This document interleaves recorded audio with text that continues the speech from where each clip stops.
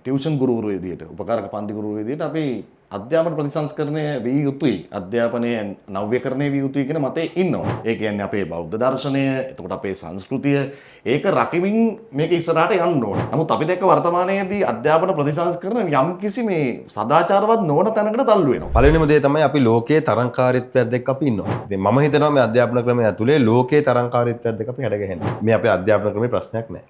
බයි syllabus එක upgrade වෙන්න ඕනේ. සිලබස් එක අප්ග්‍රේඩ් වෙනවා කියන්නේ අපිට නොගැලපෙන සමාජ කාරණා කියන එක නෙවෙයි. ඉතින් අර උසස් පෙළ ලිවීමම තමයි මගේ එකම ඉලක්කය කියන තැනට යන්න නැතුව තමන්ගේ ලයිෆ් ස්කිල් එක මත තමන් ආස කරන රැකියාවකට සාමාන්‍ය පෙළෙන් පස්සේ යන අවකාශය ලැබෙනවා. මෙතන ඒක තමයි සාර්ථක වෙන්නේ ආරම්භයක් විදියට. ආණ්ඩුවක් විදියට අපි ප්‍රායෝගික වෙනස් වීමකට යනවා මිසක් අපි අපිට නොගැලපෙන අධ්‍යාපන ප්‍රතිසංස්කරණයකට ගියොත් ඒක සම්පූර්ණයෙන් දරුවෝ කඩන් වෙනවා. සාමාන්‍ය පෙළ වගේම පහ වසර ශිෂ්‍යත්වය අනිවාර්යෙන් තියෙන්න ඕනේ.